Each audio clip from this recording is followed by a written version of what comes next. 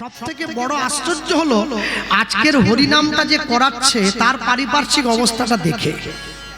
হ্যাঁ, তার বাড়িতে উপরে একটা প্লাস্টিক দেওয়া আছে টালির চাল, সে 3 লাখ থেকে 5 লাখ টাকা কীর্তনে খরচ করছে। যাক, সকলে ওনাকে আশীর্বাদ করবেন, অন্য কিছু না হোক এ জীবনে তো ব্যাংকে জমা করে যাচ্ছে, আমরা তো কেউ নেব না, ওটা ওই পাবে। জমা ওই করছে মানে টাকা ও, টাকা যে জমা করবে সুদ তার, এ কিছু করার নাই।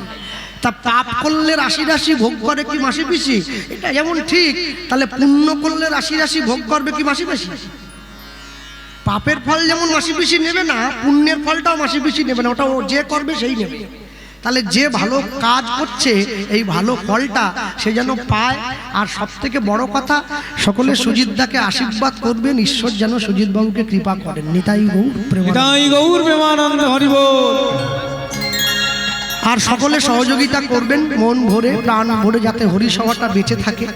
আমি বলতে গিয়ে বলবো, বৈষ্ণব জগতে যত বৈষ্ণবকে আমরা দেখছি, সকল বৈষ্ণবদের মধ্যে 6 জন বৈষ্ণবের কথা আমরা সবসময় পাই। কে কে? জয়রূপ সনাতন ভট্ট রঘুনাথ, শ্রীজীব গোপাল ভট্ট দাস রঘুনাথ, এই 6 গোসাইয়ের করি চরণ বন্দন, যা হইতে বিঘ্ননাশ অভীষ্ট পূরণ। 6 জন। এরপরে বলা হলো, এই 6 গোসাই যোগে ব্রজে কইলেন বাস, ব্রজে রাধা কৃষ্ণের নিত্য লীলা ভুবনে প্রকাশ।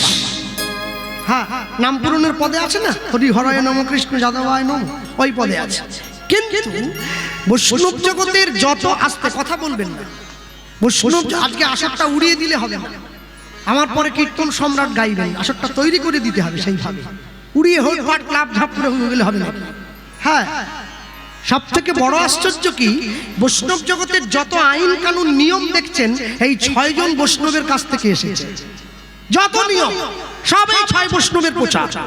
আর সব থেকে বড় আশ্চর্য, এই 6 জন বৈষ্ণব ছাড়াও 4 জন বৈষ্ণব রয়েছেন যারা বৈষ্ণব জগতে বিরাট বড় অবদান রেখেছেন, যাদের অবদানের কৃতিত্ব আজ পর্যন্ত কেউ নষ্ট করতে পারেনি। কে কে 4 জন? তাক প্রথমে দেখুন, নামে ঠাকুর হরিদাস। প্রথম বৈষ্ণব হরিদাস ঠাকুরের মতো এত হরিনাম আজ পর্যন্ত কেউ করতে পারেনি। দিবানিশি 3 লক্ষ হরিনাম গাইতো যে সাধু, দিবানিশি 3 লক্ষ মানে মাসে 33 90 লক্ষ, 1 কোটি নাম গাইতো যে বৈষ্ণব। এরপর প্রণামে রঘুনাথ দাস। হরিদাস ঠাকুরের পরে রঘুনাথ দাস। বৈষ্ণব জগতে রঘুনাথ দাস গোস্বামীর মতো করে এতবার প্রণাম কেউ করতে পারেনি। প্রত্যেক দিন রাধাকুণ্ডের পাড়ে গিয়ে 1000 বার মাথা ঠুকিয়ে প্রণাম করেছে। শেষ পর্যন্ত জীবনের শেষ দিনে গিয়ে কপালের মাঝখানটা গর্ত হয়ে গিয়েছিল মাথা ঠুকোতে ঠুকোতে। আর আমাকে একবার বললে আমার খুব কষ্ট হয়, জানেন তো, কোমর টোমর ব্যথা না, পারি না। হ্যাঁ, তারপরে বললেন, আচার্য শ্রী রামানন্দ। রামানন্দ রায়ের মতো করে গৌর ভক্তির আচরণ কেউ করতে পারে না। কেন? যে মায়েরা বাবারা বাড়িতে প্রত্যেক দিন যাদের ফুলের গাছ লাগাবার অভ্যেস আছে, মাঝে মাঝে ফুলের গাছ লাগায়, রাত্রিবেলা যখন ঘুমোতে যাচ্ছেন তখন দেখছেন ফুলটা কুড়ি হয়েছে, সকালবেলা ঘুম থেকে উঠে দেখলেন ওটা কুড়ি নয়, ওটা ফুল হয়েছে। আচ্ছা বলুন তো, কুড়িটা দেখলেন, ফুলটা দেখলেন, কিন্তু কেমন করে কুড়ির থেকে ফুল হলো এটাকে দেখেছে? কেউ কিন্তু দেখিনি আমরা। রামানন্দ রায় দেখেছিল গোদাবরী গঙ্গার তীরে রাধা কৃষ্ণ মিলে তনু গৌর, আমরা সবাই জানি, কিন্তু রাধা কৃষ্ণ কেমন করে মিলে গৌর হয়ে যাচ্ছে এটা আমরা কেউ দেখিনি। রায় রামানন্দ দেখলো, তবে প্রভু হাসি তারে দেখাইলা স্বরূপ, রসরাজ মহাভাব দুহু এক রূপ। এরপরে বললেন, হরিনাম প্রচারে শ্রীপাদ নিত্যানন্দ।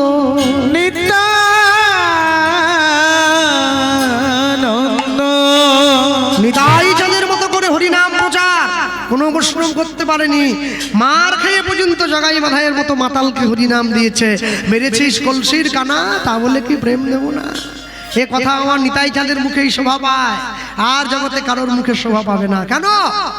নিতাই চাঁদের কপালটা জগাই ফাটায়নি, ফাটিয়েছে মাথায়। আর যখনই কপালটা ফাটিয়েছে দরদর করে কপাল গড়িয়ে রক্ত গিয়ে পড়ছে, নিতাই চাঁদ ঘরে চলে যাওয়ার পর মাথায় ছুটে গিয়ে জগাইয়ের হাত ধরে বলছে, দাদা বাড়ির দরজায় গঙ্গা এসে গিয়েছে, ডুব দিয়ে নিলাম। হ্যাঁ হ্যাঁ, এই নিতাই চাঁদের কপালটা ফাটিয়ে মহাপ্রভুকে জানিয়ে দিলাম, নবদ্বীপে এখনো দুটো পতিত পড়ে আছে, তুমি উদ্ধার করে চরণে জায়গা দাও। তবে তো মহাপ্রভু ছুটে এসেছে, তবে তো হরি নাম দিয়েছে, তবে তো আমরা পেলাম, নাহলে পেলাম কোথা থেকে? হরি সভায় বসে আজকে আমরা যে বৈষ্ণবের কথা আলোচনার মধ্যে দিয়ে রাখবো, অন্য কেউ না, আমি দ্বিতীয় জনে যার নামটা প্রকাশ করেছি, হ্যাঁ তিনি অন্য কেউ নয়, পরম বৈষ্ণব শ্রীল ষড় গোস্বামীর মধ্যে একজন পরম বৈষ্ণব রঘুনাথ দাস গোস্বামীর জীবনী কথা। হ্যাঁ, যে মা খুঁটিতে ঠেক দিয়ে ওইদিকে বসে আছে, দেখে দাও, ওই যে মা আমার দিকে একটু ঘোরো, ওই যে, হ্যাঁ তোমায় বলছি তো, আমি তোমার নাতির মতো, একটু আমার দিকে ঘোরো, আমার দিকে না দেখলে আমি এত ভালো পাঞ্জাবিটা পরলাম, লোকে কি বলবে, বলে ওই দিকে তাকিয়ে আছে। হ্যাঁ, আমি বলতে গিয়ে বলবো, আপনাদের দক্ষিণ 24 পরগনার পরে হাওড়া, হাওড়ার পরে একটা জেলা পড়ে, জেলাটার নাম হচ্ছে হুগলি জেলা। হুগলি জেলায় একটা গ্রাম জায়গা আছে যার নাম ব্যান্ডেল, অনেকে নাম শুনেছেন। এই ব্যান্ডেল থেকে 21 কিলোমিটার দূরে গেলে একটা গ্রাম পড়ে, যে গ্রামটার নাম হচ্ছে আদি সপ্তক গ্রাম। এখন সপ্তক গ্রাম কেউ কেউ বলে। এই আদি সপ্তক গ্রামের দুইজন জমিদার, একই মায়ের পেটের দুই ভাই। বড় ভাইয়ের নাম হিরণ্য দাস, ছোট ভাইয়ের নাম গোবর্ধন দাস। কিন্তু আশ্চর্য কি জানেন, দুই ভাই এমনি ভাই নয়, দুই ভাই জমিদার ভাই। কিরম জমিদার? দুই ভাইয়ের কাজ কি ছিল? এই দুই ভাইয়ের কর্ম ছিল প্রত্যেক বছর সারা বাংলার থেকে খাজনা আদায় করে দিল্লিতে নবাব হুসেন শাহের দরবারে পাঠিয়ে দেওয়া। হুসেন শাহ এই দুই ভাইয়ের কর্মে খুশি হয়ে এই দুই ভাইকে বেতন দিতেন 9.5 লক্ষ টাকা, আজ থেকে 500 বছর আগে, যেটা বর্তমান বাজারে 100 কোটি টাকার সমান। তাহলে দুই ভাইয়ের জীবনে সব আছে, কি গাড়ি বাড়ি টাকা পয়সা বিষয় সম্পত্তি অভাব কিছু নেই, কিন্তু এক জায়গায় ভগবান একটা দশমিকের মতো ছোট্ট শূন্যস্থান রেখে দিয়েছেন, কি এই জমিদারিটা ভোগ করার মতো এই দুই ভাইকে কোনো সন্তান ছেলে বা মেয়ে দেন নাই।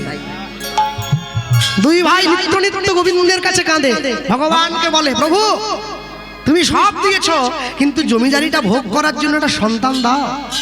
হ্যাঁ, ভগবান বলে, না দেইনি, দেব না। কেন দেইনি জানিস? কেন? শোন, সুখ দেইনি বলে আমায় ডাকছিস, সুখ দিয়ে দিলে আর ডাকবি না। দুই ভাই ভগবানের কথাকে শুনে শুনে শুনে শুনে আজকে দুইজন মিলে যুক্তি করলো।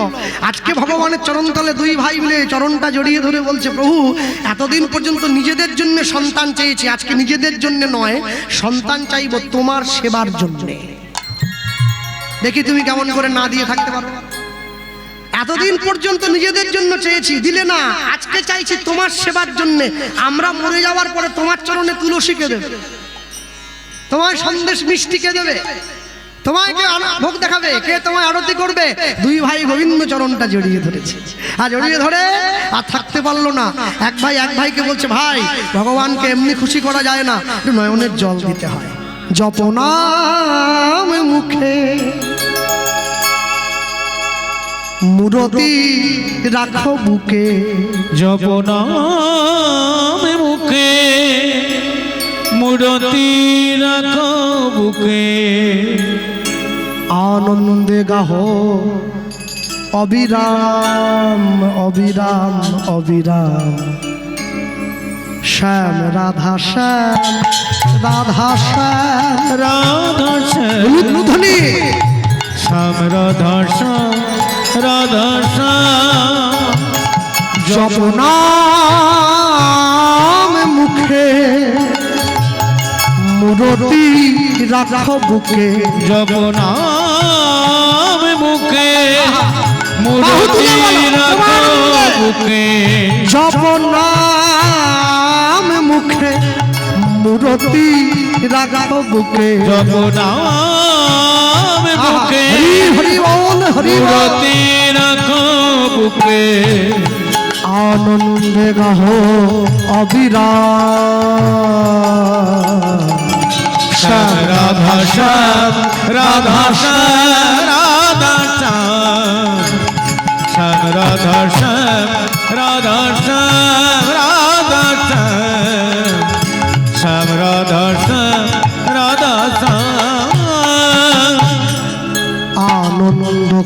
কিশোর শ্যামল সুন্দর বামেতে কিশোরী প্রেমাবেশে থর থর আনন্দ।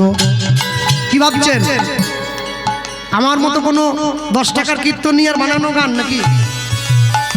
কীর্তন সুর সম্রাট ওই কলকাতা কানাইলাল বন্দ্যোপাধ্যায়, তার লেখা কথা, তার দেওয়া সুর। আনন্দ কিশোর শ্যামল সুন্দর বামেতে কিশোরী প্রেমাবেশে থর থর অপার সংসার প্রেমের পারাবা। অপার সংসার প্রেমের পারাবা।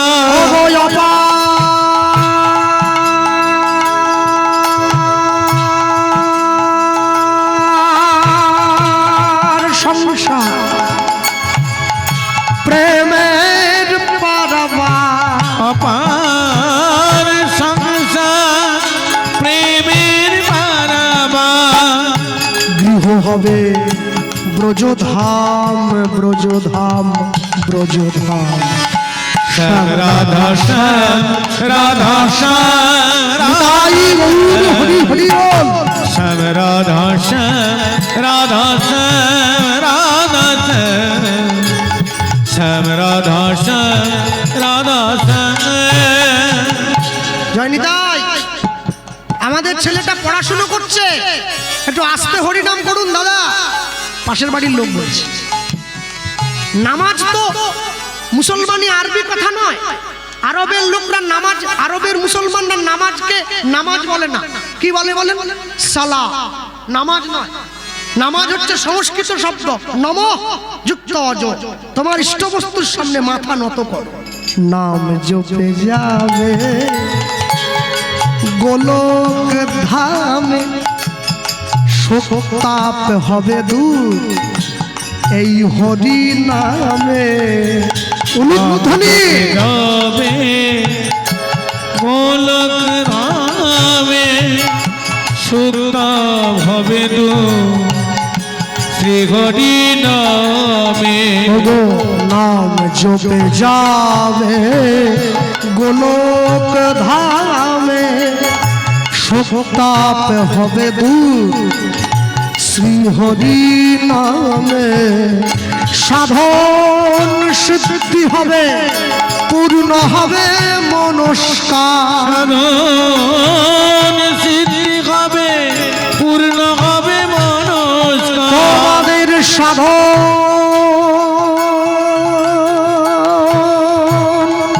সিদ্ধি হবে, পূর্ণ হবে মনস্কার। সাধন সিদ্ধি হবে, পূর্ণ হবে মনস্কার। গৃহ হবে ব্রজধাম ব্রজধাম ব্রজধাম। শ্যাম রাধা শ্যাম রাধা শ্যাম হরি হরি বল হরি বল। শ্যাম রাধা শ্যাম রাধা শ্যাম। জপন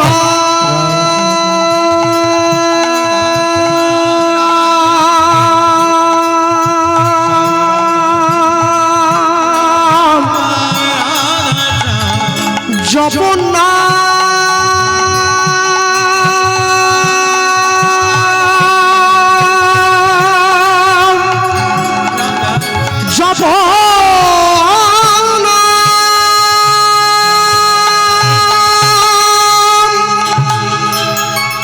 জপনাম মুখে মূরতি রাখবুকে।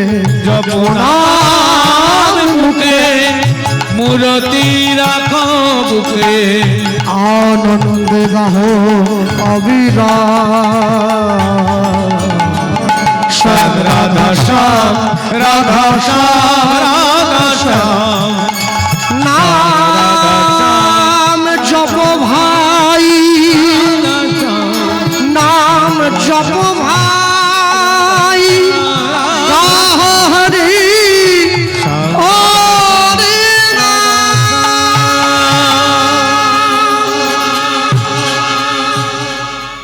ভগবান সব সইতে পারে, দুটো জিনিস পারবে না, একটা ভক্তের চোখের জল, একটা ভক্তের অহংকার।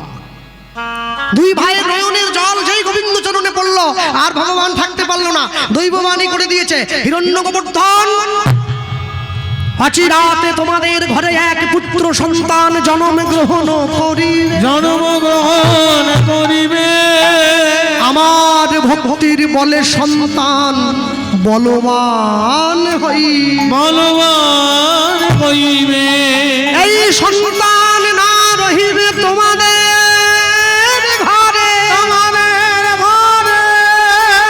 জগৎ মাঝে আমার লীলা কথা প্রচার করিবে দারে দারে, প্রচার করিবে দারে দারে। চাইলে চোরের জন্ম দেওয়া যায়, চাইলে চিটিংবাজের জন্ম দেওয়া যায়, চাইলে ঘুষখোর সুদখোর ফেরেববাজের জন্ম দেওয়া যায়, চাইলে সাধুর জন্ম দেওয়া যায় না। তাহলে তো জগতে সবার মা সাধুর মা হয়ে যেত, চোরের মা থাকতো নাকি? তাই জন্ম যদি দিতে হয় সাধুর জন্ম দেবেন, চোর নয়, চোর নয়। যারা বৈষ্ণব সেবায় যায়, ভক্ত সেবায় যায়, দেখবেন সেবা করার শেষ মুহূর্তে একটা জয়ধ্বনি দেয়, সাধু সাবধান। চোর সাবধান নয়, সাধু। কি আস্তে বিশ্বকবি রবীন্দ্রনাথ ঠাকুর যেমন আমার তেমন বাংলাদেশের, কাজী নজরুল ইসলাম যেমন বাংলাদেশের তেমন আমার, কি তাই? তাহলে এক কবি লিখছেন আমার মাথা নত করে দাও হে তোমার চরণ ধুলার তলে, কে লিখছেন? বিশ্বকবি রবীন্দ্রনাথ। আর আরেক কবি লিখছেন বলবীর চির উন্নত মম শির। বলো, আজকে তোমাদের সামনে মনে রাখবেন, যারা এই আসরে বসে আছেন, যারা গুরু দীক্ষা নিয়েছেন এবং যে সমস্ত গুরুরা বসে আছেন, সবার চরণে আমি প্রণতি নিবেদন করি। আমি সকলকে বলবো, জগতের সকল গুরুদেবদেরকে বলবো, যখন আপনার শিষ্য আপনার কাছে গিয়ে নিজের কর্ণমূলটা বাড়িয়ে দেবে দীক্ষা দেওয়ার জন্য, শুধুমাত্র দীক্ষা মন্ত্র দেবেন না, সেই সঙ্গে সঙ্গে একটু ধর্ম রক্ষারও মন্ত্রটা কানে দিবেন। হরিবল হরিবল। শুধু দীক্ষা মন্ত্র নিলে হবে না, ধর্মটাকে রক্ষা করতে হবে। আজকে তোমার সামনে যদি কেউ এসে তোমার ধর্মকে নষ্ট করতে চায়, তুমি কি বিশ্বকবির কথা মানবে নাকি? মাথা নত করে দাও হে তোমার চরণ ধুলার তলে, না, সেই জায়গায় এই কথা চলবে না, সেই জায়গায় এই কথা প্রযোজ্য, বলবীর চির উন্নত মম শির। যখন তুমি গোবিন্দ চরণে গিয়ে লুটাবে, তখন তুমি বলবে আমার মাথা নত করে দাও হে তোমার চরণ ধুলার তলে। ভক্তমণ্ডলী মায়েরা, সব সময়ের জন্য মনে রাখবেন, আমি একটু আগে রাধাপদ বাবুর মুখে শুনছিলাম, তিনি চিন্ময় কৃষ্ণ প্রভুর কথা বলছিলেন। আহা, চিন্ময় কৃষ্ণ দাস কোনো মাস্টার নয়, কোনো ডাক্তার নয়, কোনো ব্যারিস্টার নয়, কোনো সামাজিক তকমা নেই, কোনো রাজনৈতিক নেতা নয় যে লাল কালো গাড়িতে চেপে ঘুরে বেড়ায়, সামনে পিছনে পুলিশ থাকে। একটা কারণে পুরো দেশটা উত্তাল হয়ে গেছে, কেন জানেন? সাধুর গায়ে হাত পড়েছে। এই জায়গাটা ভুলে গেলে চলবে না। চিন্ময় কৃষ্ণ দাস সাধু, যে জেলে তাকে রাখা হয়েছে, সে জেলটাকেই মন্দির বানিয়ে নিয়েছে, সেখানেই হরিনাম হয়, সেখানেই প্রসাদ পায়, সেখানেই মানুষে উচ্চস্বরে হাত তুলে হরিনাম সংকীর্তন। নিতাই গৌর প্রেমানন্দে হরিবল হরিবল। আমি শুরুতেই বলেছিলাম, চোর হওয়া যায়, সাধু হওয়া যায় না। যে বাড়ির সন্তান নিরামিষ খায়, গুরু দীক্ষা নিয়েছে, ভগবানের নামে কাঁদে, গোপাল কোলে নিয়ে ঘুরে বেড়ায়, সেই বাড়ির বাবা মায়েরা দুঃখ করে, কৃষ্ণবাবু আমাদের ছেলেটা এই বয়স থেকে নিরামিষ খাচ্ছে। আহা আহা, আপনি এটা দুঃখ করছেন কেন? আপনি নিজেকে ধন্য মনে করুন, আপনার বংশ ধন্য, আপনার বাড়ির ছেলে ভক্ত হয়েছে। সবাই হবে না। দুই ভাই ভগবানের মন্দির থেকে চোখটা মুছতে মুছতে বেরিয়ে এসছে, ছোট ভাই হাত ধরে বলছে, হ্যাঁ রে দাদা, ভগবান যে বললো আমাদের ছেলে হবে, বলে হ্যাঁ, এতদিন পরে ভগবান ঠিক মতো একটা জিনিস দিয়েছে, বুঝলি, মনটা বড় খুশি। এরপরে যে ঠাকুর বলল, কি বলল? আমাদের ছেলে সংসারে থাকবে না, ভক্ত হয়ে যাবে, তার লীলা কথা প্রচার করবে। চুপ কর, ওটা ঠাকুর বলেছে, আমরা শুনেছি। একবার হতে দে ছেলেটা, মন্দির থাকলে তবে তো ছেলে ভক্ত হবে। রাজ্যে ঘোষণা করে দেবো, এই রাজ্যে কেউ যদি ভগবানের সেবা করে তার গর্দান যাবে, না থাকবে বাঁশ আর না বাজবে বাঁশি। ঠিক কর্ম তোমার ভালো হলে ভাগ্য তোমার দাসী, হৃদয় তোমার ভালো হলে ঘরেই মথুরা কাশী। কোথায় ছুটে যাচ্ছে মানুষ, শুধু চোদ্দিকে ছুটে যায়। দিন দিন পুরনো হয়ে গেল, একদিন দুদিন তিন দিন বছর অতিক্রান্ত হয়ে গেল। আর এই বৎসর কালের সমাপনন্তে ছোট ভাই গোবর্ধন দাসের স্ত্রীর ঘরে কোনো সন্তান হয় নাই।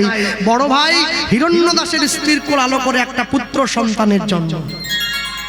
আর যেই বড় ভাই হিরণ্য দাসের স্ত্রীর আলো করে পুত্র সন্তানের জন্ম হয়েছে, ছোট ভাই ছুটে এসছে, দাদা আমার তো কোনো সন্তান হলো না, তাহলে আজ থেকে আমার যা সম্পত্তি আছে তোর ছেলেটা পাবে, তুই শুধু তোর ছেলেটার বাবা হওয়ার অধিকারটা আমায় একটু দে। বেশ, আজ থেকে এই ছেলেটার নাম হবে, ছেলেটার বাবার নাম খাতায় কলমে হবে হিরণ্য গোবর্ধন দাস। দুই ভাইয়ের নাম একসঙ্গে জুড়ে দেওয়া হয়েছে। গ্রামের মানুষ ছুটে এসেছে, জমিদার মশাই যেমন করে রামচন্দ্র নিজের রাজ্যের প্রজাদের পালন করতেন, আপনার ছেলে আমাদের সকলের মঙ্গল করবেন, ছেলেটার নাম দিন রঘুনাথ। রঘুনাথ দাস বড় হচ্ছে, 10 বছর বয়স হয়ে গেছে, গুরুদেবের আশ্রমে যাচ্ছে লেখাপড়া করার জন্য। রঘুনাথ দাসের গুরুদেবকে হুগলি জেলার চাঁদপুরে বলরাম আচার্য প্রভু।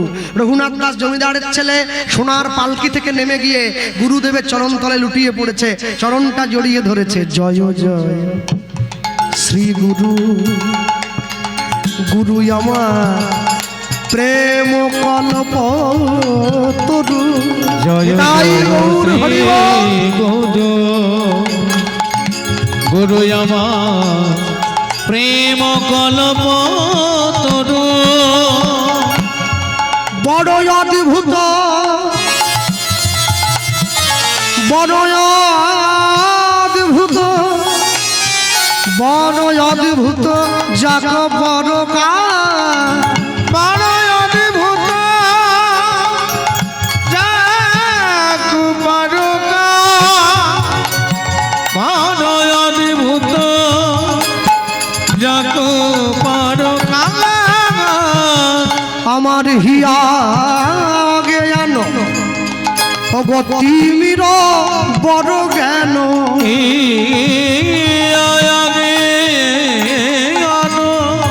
এতদিন পর্যন্ত মোর মন অন্ধকারে ছিল, গুরুদেব জ্ঞান রূপী চন্দ্রের প্রকাশ করলেন, জ্ঞান সুচন্দ্র কিরণে করুণা।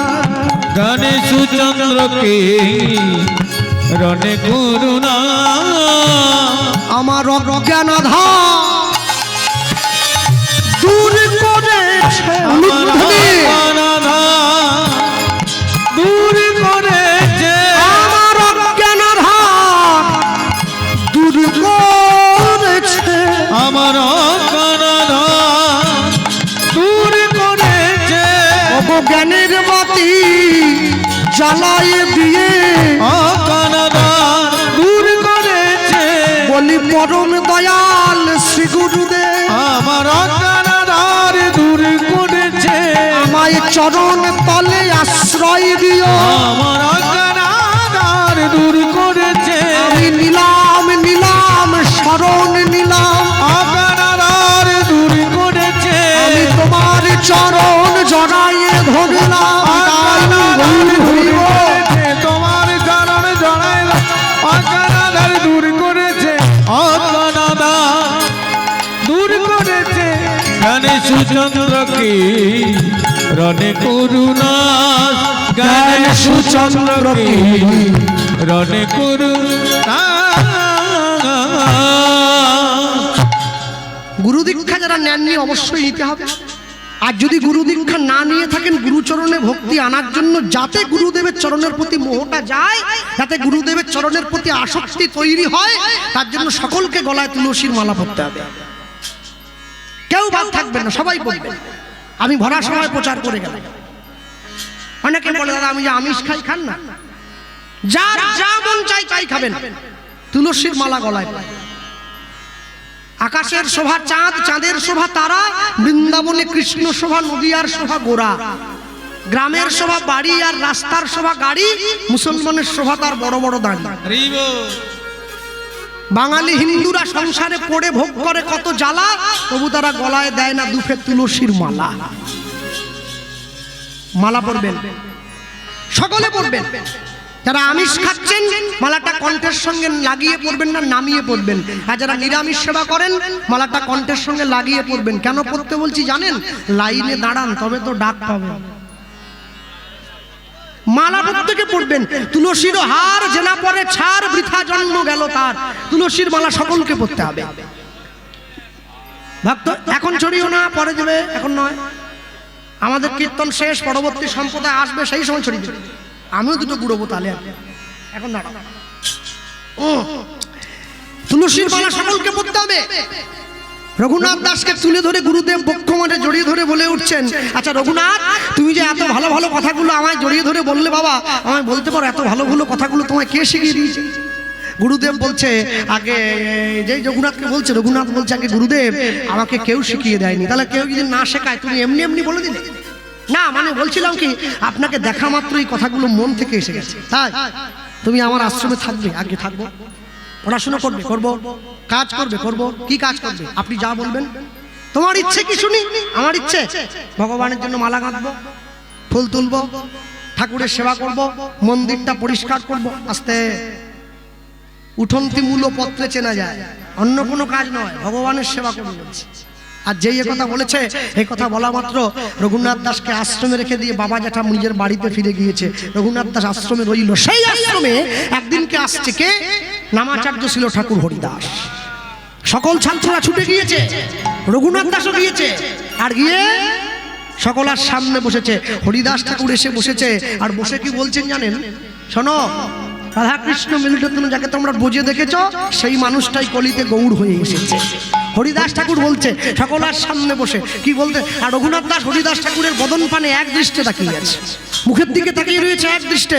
আর হরিদাস ঠাকুর বলছে রঘুনাথ দাসের সামনে বসে কি বলছে, এসেছে ব্রজের বাঁকা, এসেছে ব্রজের বাঁকা, কালো সখা, কালো সখা, আয় তোরা দেখবি, আয় দেখবি যায়, তোদের এই সোনার নদী এসেছে, এসেছে ব্রজের বাঁকা, এসেছে ব্রজের বাঁকা, কালো সখা, আয় তোরা দেখবি গায়, দেখবি গায়, তোদের এই সোনার নদী গায়। আস্তে হাত তোলা যাবে, একটু তালি দেওয়া যায়। বাবা বা এসেছে, এদিকে কোথায়? এসেছে ব্রজের বাঁকা, এসেছে ব্রজের বাঁকা, কালো সখা, আয় তোরা দেখবি, আয় দেখবি গায়, তোদের এই সোনার নদী গায়, তোদের এই সোনার নদী গায়। এসেছে ব্রজের বাঁকা, এসেছে ব্রজের বাঁকা, কালো সখা, আই তোরা দেখবি গায়, দেখবি গায়, তোদের এই সোনার নদী গায়, তোদের এই সোনার হরি হরি বল। গায়। রং ফিরেছে, ঢং ফিরেছে, রঙ ফিরেছে, ঢং ফিরেছে, তার রং ফিরেছে, ঢং ফিরেছে, তার রঙ ফিরেছে, ঢং ফিরেছে। ও গো কালো এখন চেনা দায়, এসেছে, এসেছে ব্রজের বাঁকা, কালো সখা, আয় তোরা দেখবি গায়, দেখবি তাই গৌর হরি তোদের এই সোনার নদী গায়, তোদের এই সোনার নদী গায়, তোদের এই সোনার নদী গায়। তার কালো বরণ নাই, কালো বরণ নাই, ওগো রাই অঙ্গে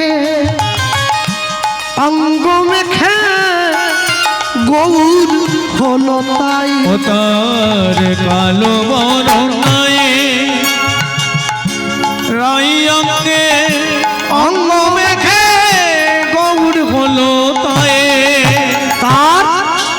কালো বরণ নাই রাই অঙ্গে অঙ্গ মেখে গৌর হলো তাই। এবার ব্রজের ধুলো খেলা প্রেমের খেলা খেলতে এলো নদিয়ায় নদিয়ায়। তোদের এই সোনার নদী তাই গৌর হরি হরি গায় এসেছে ব্রজের বাঁকা, এসেছে ব্রজের বাঁকা কালো সখা আই তোরা দেখবি গায় দেখবি গায়। তোদের এই সোনার নদী গায়, তোদের এই সোনার নদী গায়, তোদের এই সোনার নদী গায়। শ্যাম রাধা প্রেমে ঋণী হয়েছে ওগো হাতের বাঁশি কেড়ে স্বামী বিদায় দিয়েছে। রাধা প্রেমে ঋণী হয়েছে হাতের বাঁশি কেড়ে নিয়ে স্বামী বিদায় দিয়েছে। এখন বাঁশি নয় আর সাধবে কিসে হাত তুলে তাই গুণ গায় প্রেম গায়। তোদের এই নিতাই গৌর হরি বল। তোদের এই সোনার নদী গায় এসেছে ব্রজের বাঁকা, এসেছে ব্রজের বাঁকা কালো সখা আই তোরা দেখবি গায় দেখবি গায়। তোদের এই সোনার নদী গায়, তোদের এই সোনার নদী গায়, তোদের এই সোনার নদী গায়ে। এই মহাজন পদ যার লেখা তিনি অন্য কেউ নয়, মালদা জেলা রামকেলি নিবাসী দাস বিশ্বরূপে কয়। হ্যাঁ, এটা বিশ্বরূপ দাস ঠাকুর মশাইয়ের পদ। এই বিশ্বরূপ দাস ভগবান মানতেন না, বলে তোমার গৌর কি আছে নাকি? আর যেই বলেছে ভগবান আছে কিনা এই কথা বলা মাত্র নিজের স্ত্রী বলছে শোনো, যদি গৌর সত্যি সত্যি থেকে থাকে কালকে সকালে আমাদের বাড়ির সামনে যে পুকুরটা আছে না, পুকুরের জলটা চিনির মতো মিষ্টি হয়ে যাবে। পরের দিন সকালবেলায় বিশ্বরূপ দাস গিয়ে সেই পুকুরের জল যখন মুখে নিয়েছেন দেখছেন সত্যি সত্যি মিষ্টি হয়ে গেছে। সেই পুকুরের পাড়ে বসেই লিখলেন দাস বিশ্বরূপে কয় এমন হয় কি নয় আর হয়। দাস বিশ্বরূপী কয় এমন হয় কি না হয়। ওগো সময় বুঝে ওই চরণ তলে সব সঁপে দিতে হয়। অবসময় ওই চরণ তলে সব সঁপে দিতে হয়। রাধার প্রেমের নাগর রসের সাগর প্রেম বিলাতে নদী যায় নদী যায়। তোদের এই সোনার নদী গায়, তাই গৌর হরি বল। এসেছে ব্রজের বাঁকা, এসেছে হ্যাঁ গৌর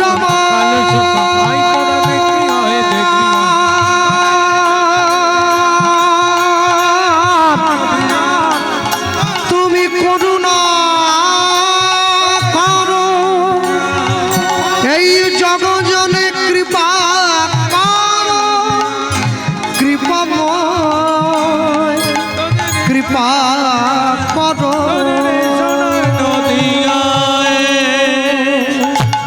আমি তোমার হলাম, আমি তোমার হলাম, আমি তোমার হলাম, আমি তোমার হলাম, আমি তোমার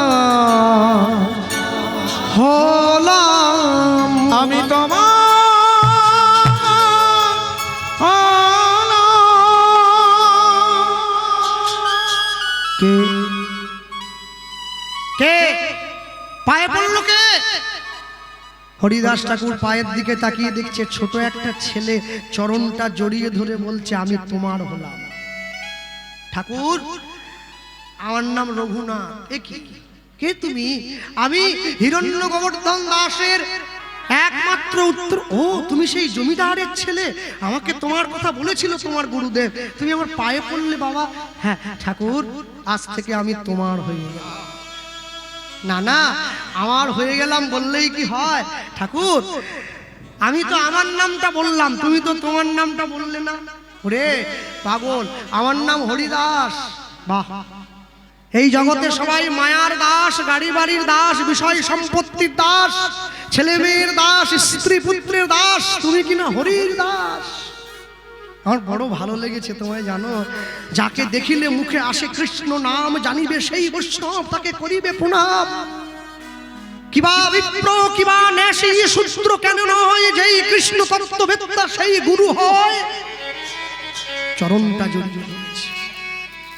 ঠাকুর আমাকে তোমার সঙ্গে নিয়ে চলো না।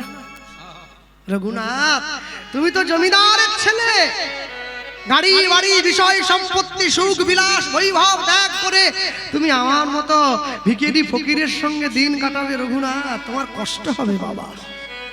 না ঠাকুর, আমি আবেগ দিয়ে বলি নাই, আমি বিবেক দিয়ে বলেছি। বেশ, একদিনের জন্য যদি আমি গৌরকে ভালোবেসে থাকি, একদিনের জন্য যদি গৌরকে আপন করে থাকি, আমি হরিদাস তোমার মাথায় হাত দিয়ে আশীর্বাদ করলাম। জীবনের সঠিক লগ্নে আমার গৌর তোমায় কৃপা করে তার নিজের চরণ তলে জায়গা দিয়ে দেবে। হরিদাস কৃপা কইলা রঘুনাথের উপরে, রঘুনাথের উপরে সেই কৃপার কারণ হইল, কারণ হইল চৈতন্য চরণ পাইবারে, চৈতন্য চরণ পাইবারে। যার সৎ গুণে গোসাই রঘুনাথ দাস, রঘুনাথ চৈতন্যে জন্মাইল ভক্তি, জন্মাইল ভক্তি, জন্মাইল বিশ্বাস, জন্মাইল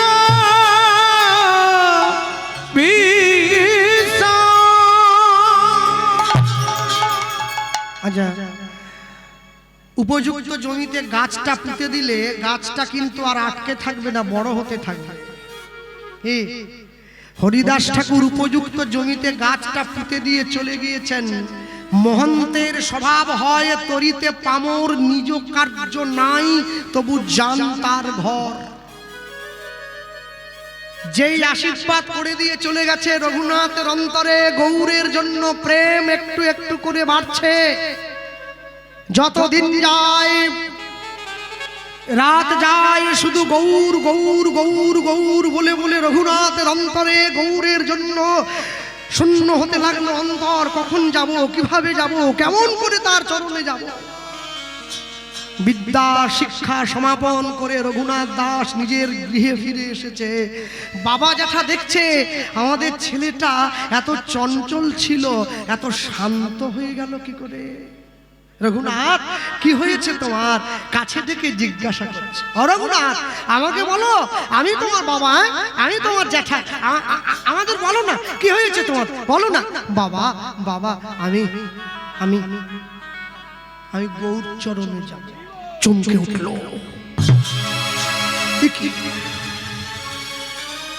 কেউ না জানুক, বাবা মা তো জানে সন্তানটা কেমন করে এসেছে। মা জানে বাপ আর মন চেনে পাপ। সন্তানের প্রকৃত বাবাকে এটা মা জানে, আর রাতের অন্ধকারে দাঁড়িয়েও পাপ করলে মন জেনে যায় কাজটা ভালো হয়নি, পাপ হয়ে গেল। বাবা জ্যাঠার মনে ভয় হলো, তাহলে কি আমাদের ছেলেটা সত্যি সত্যি ঘর ছেড়ে দিয়ে চলে যাবে গৌর চরণে? হ্যাঁ চলে যাবে। আর না না না, রঘুনাথকে সংসারে ফেরাতেই হবে। রঘুনাথ না বাবা, এই বয়সে এই কথা বলতে নেই বাবা। না না শোনো শোনো, মনকে বিচলিত করো না।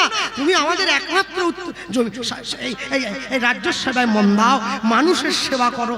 মনে ভাবছে কে? রঘুনাথ দাসের বাবা। কি করতে হবে? সংসারে মনটা বসাবার জন্যে রঘুনাথকে একটা বিয়ে দিয়ে দিলে কেমন হয়? সুন্দরী একটা স্ত্রী ঘরে এনে দিলে রঘুনাথ তার মুখটা দেখলে সংসারটা মনে নিয়ে একবারে মেয়েটার মুখের দিকে তাকিয়ে রঘুনাথ গৌর ভুলে যাবে, গৌর ভুলে যাবে, রঘুনাথ গৌরাঙ্গ ভুলিবে, গৌরাঙ্গ ভুলিবে, গৌরাঙ্গ ভুলিবে, গৌরাঙ্গ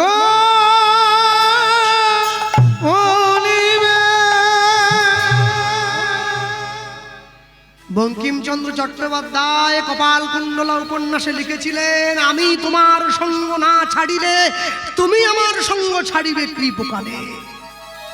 হরিদাস ঠাকুর 22 বাজারে বেত্রাঘাত সহ্য করার পরও কি বলেছিল, হুজুর আমি নাম ছেড়ে দিলেও নাম আমাকে ছাড়ে না। তুমি গৌরকে ছেড়ে দিলেও একবার চেষ্টা করে দেখো তো গৌর তোমায় ছাড়ে কিনা। হ্যাঁ, রঘুনাথের মনে বড় দুঃখ, বাবা জ্যাঠা দুঃখ ভোলাবার জন্য পাত্রীর সন্ধান করছে। উপযুক্ত পাত্রী কোথায় পাওয়া যায়? যাকে তাকে তো রঘুনাথের বৌমা করে আনা যাবে না। রঘুনাথ দাসের গৃহে প্রত্যেকদিন একটি বিধবা মা আসতেন ঘর পরিষ্কারের জন্য, যে মায়ের নাম ছিল রেবতী দাস। তার বিবাহযোগ্য সুন্দরী একমাত্র কন্যা ছিল, মেয়েটার নাম ছিল কমলা। যখনই জমিদার মশাই দুইজনকে সেই বিধবা মাকে দেখেছে, ছুটে গিয়ে কাছে দাঁড়িয়ে বলছে, রেবতী কালকে সকালে তুমি একটু ঘরে থাকবে, আমরা দুই ভাই তোমার ঘরে যাব। কেন জমিদার মশাই? না না, একটু দরকার আছে, গিয়ে বলবো। পরের দিন প্রভাতে দুই ভাই স্নান করে শুদ্ধ বসন করে সোনার পালকিতে করে রেবতী দাস নামক কর্মচারীর গৃহে গিয়ে উপনীত হয়েছে। আস্তে বড় লোকের দরজায় গরিব যদি আত্মীয় হয়ে আসে বড় লোক খুশি হয় না, কিন্তু গরিবের দরজায় বড় লোক যদি আত্মীয় হয়ে আসে গরিব বড় আনন্দ পায়। আজকে আমার গৃহে কে এসেছে তো দেখো, জমিদারের পদধূলি পড়েছে। জমিদার মশাই আসুন, একবার আসুন না। জানেন আমি বড় অবাক হয়ে যাই, খুব মনে ভাবি। কি ভাবি বলুন তো? মাঝে মাঝে চিন্তা হয়, যারা আমরা হরিনাম করি, আমরা কীর্তন করি, আমাদেরকে বসিয়ে মানুষে আরতি করে। কীর্তনিয়াকে আরতি করছে, কীর্তনিয়া আরতি নিচ্ছে, এর ভয় নেই এতটুকু? হ্যাঁ, পা ধোয়াবার জন্য গৃহস্থ একবারে থালা বের করে নিয়ে চলে এসছে, আর আমি জুতো খুলে একবারে কাপড় টাপড় গুটিয়ে তৈরি হয়ে যাচ্ছি। সাবান টাবান মেখে পা ফসা করে ধোবে না? একবার ভাবতে হবে, আমার পা সে ধোয়াতে পারে, আমার বাড়ানোটা কি উচিত নাকি? পা ধোয়াবে কার? যে সর্বত্যাগী, যার মোহ নাই। আমার তো মোহে ভরা এই দেহ, তুমি পা ধোয়াচ্ছ কি করে? নিয়ে গিয়ে সামনে বসিয়েছে, শুদ্ধ আসন পেতে দিয়েছে। জমিদার মশাই বসেছেন। মা রেবতী, একটা কথা বলবো, তোমার একটা মেয়ে আছে না? আছে। একবার ডাকা যাবে মেয়েটাকে? হ্যাঁ নিশ্চয়ই। কমলা একবার আয় মা। জমিদার মশাই ডাকছে। মেয়েটা এসেছে শতচ্ছিন্ন বসন পরে। হ্যাঁ, আর যেই শতচ্ছিন্ন বসন পরে মেয়েটা এসেছে, জমিদার মশাই সামনে দাঁড়িয়ে, আহা অপূর্ব, এই মেয়েটাকেই তো দরকার আমাদের সংসারে, আমাদের সন্তানের পুত্রবধূ করে নিয়ে যাব। একে আমরা যা বলবো এ তাই শুনবে। প্রণাম করছে, চরণে হাত দিয়ে। মা তোমার নাম কি? আমার নাম কমলা। একটা কথা বলবো, রাখবে? হ্যাঁ। তোমার জীবনে অনেক কষ্ট জানো মা, ঘর মুছতে হয়, বাসন ধুতে হয়, রান্না করতে হয়, একটা জিনিস ভিক্ষে চাইছি, দেবে? আগে জমিদার মশাই আপনারা আমার পিতৃতুল্য, বলুন না কি দেব? যাবে আমাদের ঘরে, আমাদের সংসারে রঘুনাথের স্ত্রী হয়ে, আমাদের কুলবধূ হয়ে, আমাদের সংসারের লক্ষ্মী হয়ে। যেই কথা বলেছে মেয়েটার চোখে জল এসে গিয়েছে। এ কি বলছে? আমি অভাগিনী, কাঙালিনী, দরিদ্র, হতদরিদ্রা, শতচ্ছিন্ন বসন, আপনার পরিবার থেকে অর্থ এলে আমার দিন চলে, আর আমি আপনার ছেলে। হ্যাঁ মা, আমরা দুই ভাই তোমার কাছে ভিক্ষা চাইছি, মৃত্যু পথযাত্রী দুইজন, তুমি ফিরিয়ে দিও না মা। মেয়েটা মনে মনে ভাবছে, রঘুনাথের মতো গৌর ভক্ত পণ্ডিতকে যদি আমি নিজের জীবনে পাই, আমার নারী জনমটা ধন্য হয়ে যাবে। জমিদার মশাই আমি যাব, কথা দাও, কথা দাও। হ্যাঁ আমি কথা দিচ্ছি, আমি যাব। দাঁড়াও, একটা শর্ত আছে মা। কি শর্ত? বলুন না, আমাকে কাজ করতে হবে তো, আমি সব কাজ পারি, আমি সব পারি। না না মা, তোমাকে কোনো কাজ করতে হবে না। তুমি শুধু তোমার রূপ দিয়ে, তোমার দেহ দিয়ে, তোমার যৌবন দিয়ে, তোমার মোহ মায়া দিয়ে তুমি আমাদের ছেলেটাকে ভুলিয়ে রাখবে। রঘুনাথ যেন কখনো ঠাকুর ঘরে না যায়। অসম্ভব। আপনি কি বলছেন? ছুটে গিয়ে জমিদারের চরণটা চড়িয়ে ধরলো। কি বলছেন?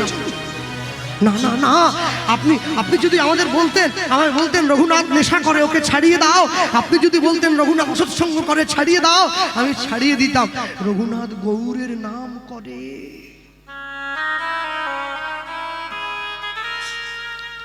মদের নেশা, বিড়ির নেশা ধরলে কাউকে ছাড়ে।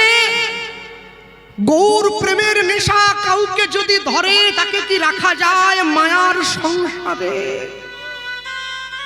মা, তুমি যে কথা দিলে মা, আমায় কথা দাও, কথা দাও, আমার ছুঁয়ে কথা দাও। তুমি আমাদের ঘরে, আমরা মেয়েটা বুঝে নিয়েছে।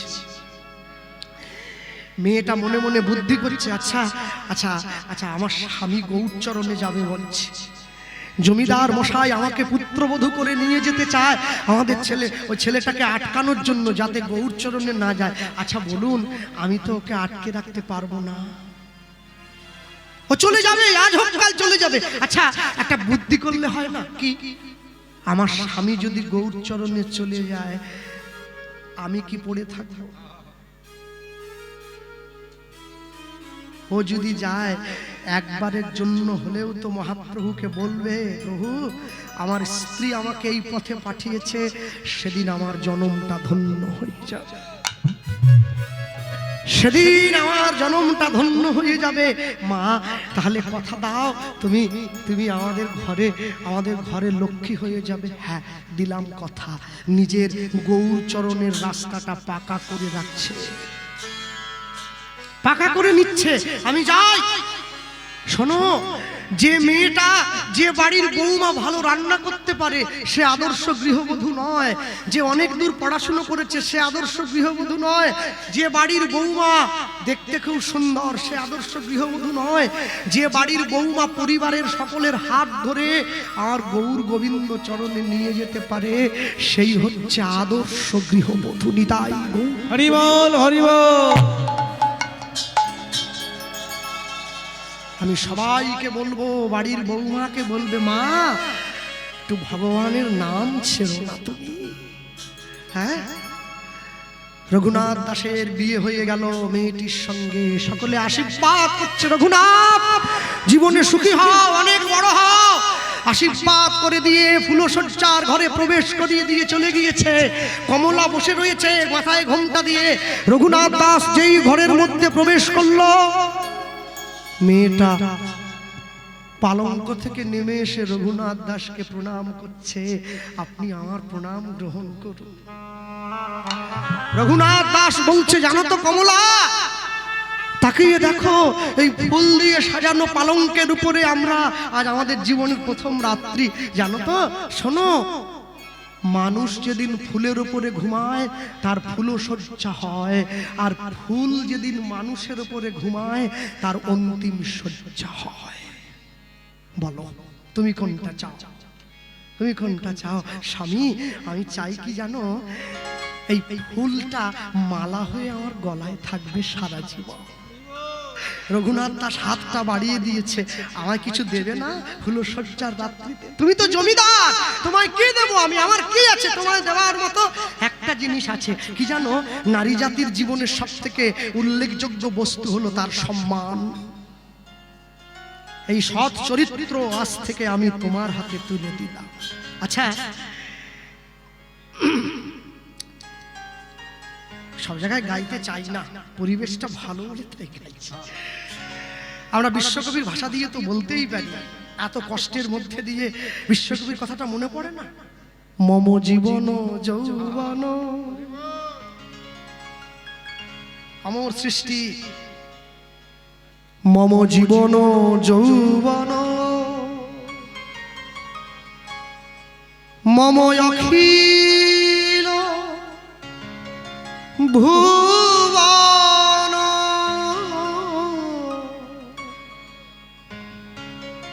মম জীবন যৌবন মম অখিল ভুবন তুমি ভরিবে সৌরভে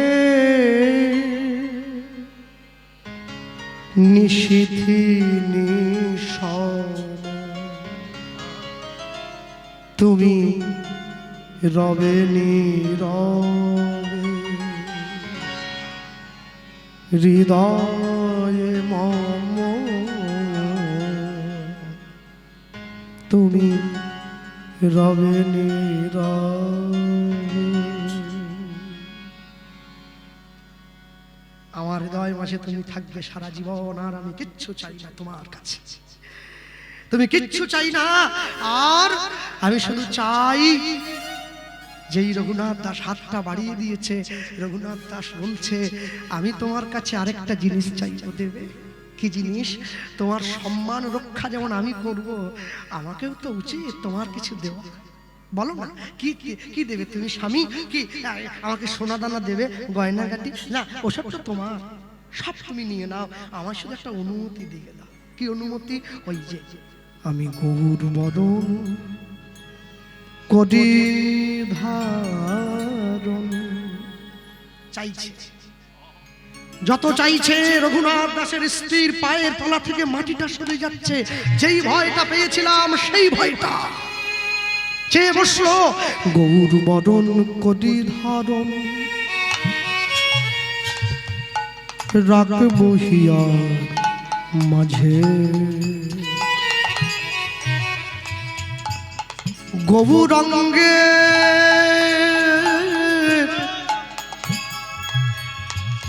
ভূষণ পরব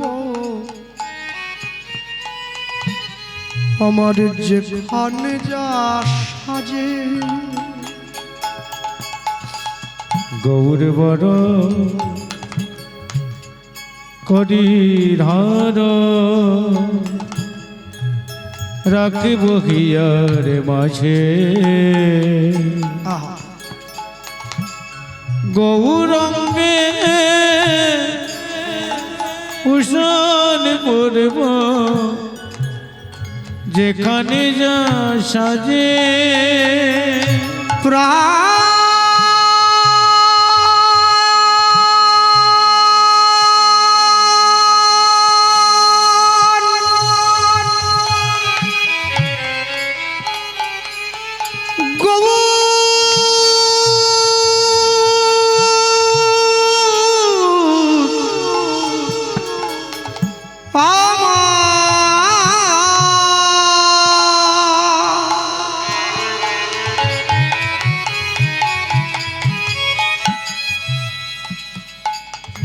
গোড়ায়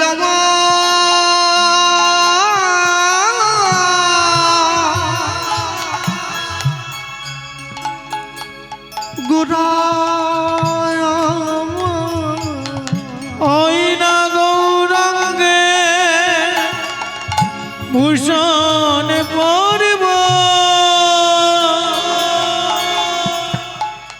যেখানে যা সাজে। গৌর বদন গোরচনায় গোরা গোরা লিখব গায়। যদি ৭ই নক্ষত্রে বৃষ্টি হয় না, সেই বৃষ্টির জল যদি হাতির মাথায় পড়ে তবে গজমতি সৃষ্টি হয়। সেই বৃষ্টির জল যদি বাঁশের মধ্যে পড়ে বংশলোচনের জন্য, সেই বৃষ্টির জল হরিণের নাভিতে পড়লে কস্তুরীর জন্ম হয়। সেই বৃষ্টির জল ঝিনুকের মধ্যে পড়লে মুক্ত সৃষ্টি হয়। সেই বৃষ্টির জল সাপের মাথায় পড়লে মণির সৃষ্টি হয়। সেই বৃষ্টির জল গরুর শিঙের মাথায় পড়লে গোরচনার জন্ম হয়। সেই গোরচনা দিয়ে লিখব গৌর বদন গোরচনা গোরা গোরা লিখব গায় গৌর বলে আমি ভেসে যাব সেই সোনার নদিয়া আমি গৌর বলে ভেসে যাব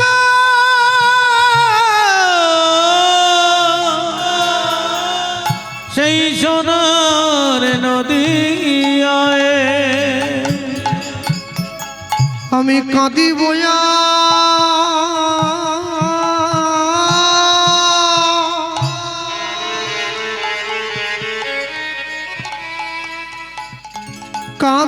কাঁদাইব আমি কাঁদিব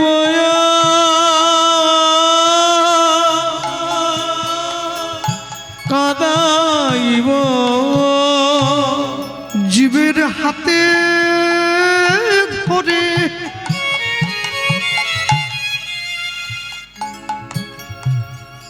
ওই পায়ে জড়ায়ে ধরে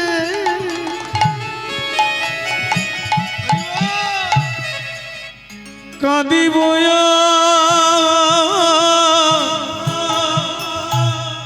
কাঁদাইব ওই হাতে ধরে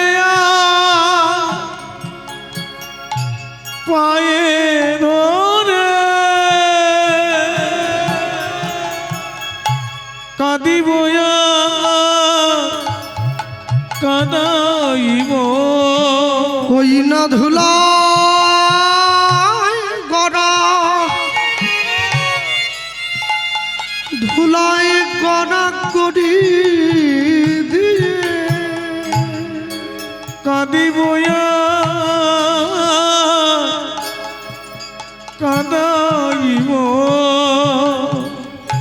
100 কোটি টাকার মালিকের ছেলে গৌর চরণে যাওয়ার জন্য কাঁদে আর তোমরা হরিনামের আসনে বসে বসে গল্প করো তোমাদের ভয় নেই তোমাদের লজ্জা নেই একটা একটা করে দিন পার হয়ে চলে যাচ্ছে মৃত্যুর দিকে এগিয়ে যাচ্ছে এক পা করে এখনো সময় আছে তার চরণটা জড়িয়ে ধরে প্রাণ ভরে কাঁদবে ওগো হা গৌর নিতাই গৌর হরি বল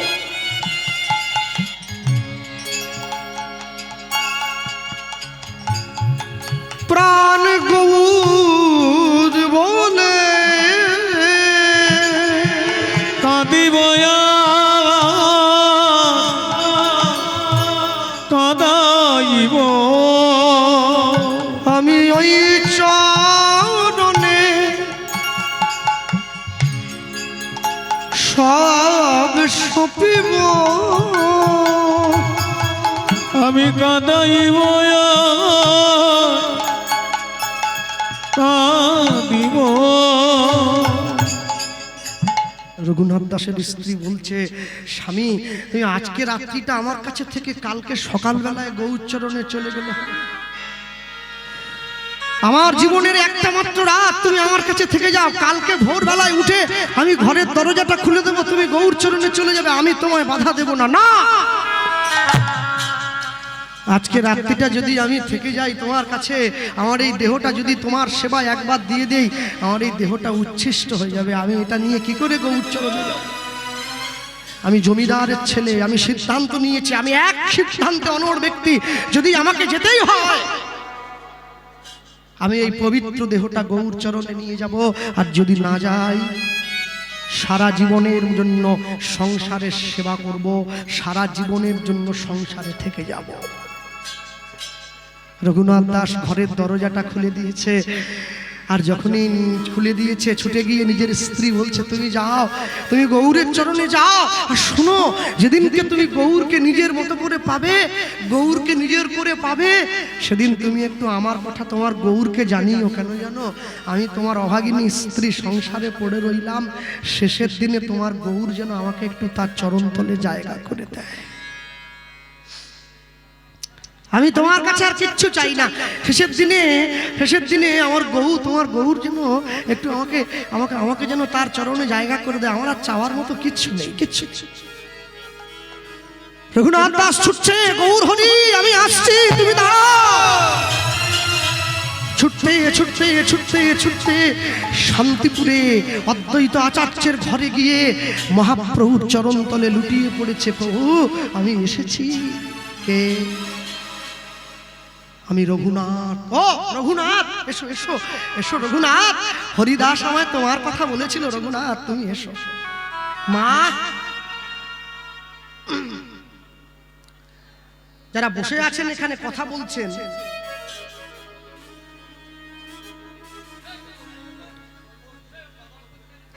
অনেক অনেক হরিবাসরে গেলে না, নবদ্বীপের দিকে গেলে এর থেকে 4 গুণ ভক্তশ্রোতা বেশি হয়, 4 গুণ।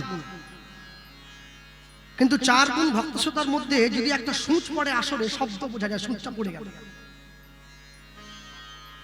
তোমরা কি ফাংশন শুনতে এসছো?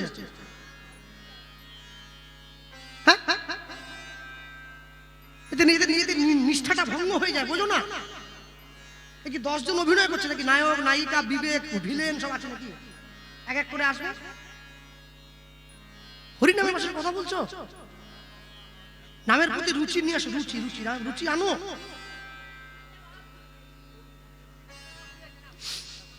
হ্যাঁ হ্যাঁ, নিয়ে গিয়ে সম্মুখে দাঁড়িয়েছে।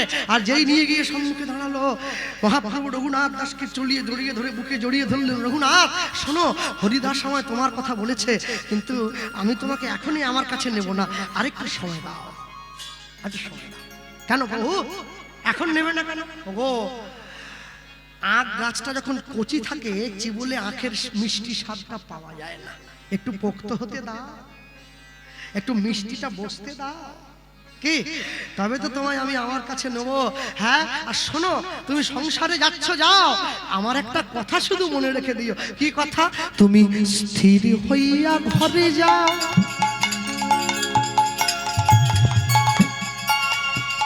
না হয় বাতুল।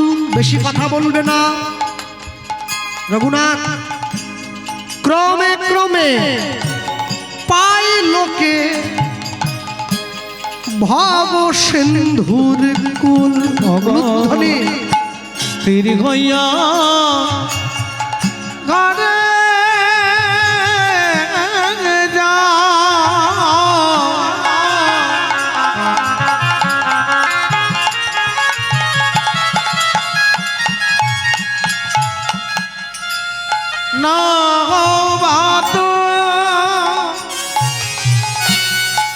ক্রমে ক্রমে পাইলকে ভাব সিন্ধু। মরকট বৈরাগ্য না করিবে লোক দেখাইয়া। অগমরকট বৈরাগ্য না করিবে তুমি লোক দেখাইয়া। যথাযোগ্য বিষয় ভুঞ্জ অনাসক্ত হইয়া। যথাযোগ্য বিষয় ভুঞ্জ গায়ে বিষয় লাগবে না হইয়া। এবার অন্তে নিষ্ঠা রাখিবে বাহ্যে লোক ব্যবহার। শোনো, অচিরাতে কৃষ্ণ তোমায় করিবে উদ্ধার। অচিরাতে কৃষ্ণ তোমায় করিবে উদ্ধার।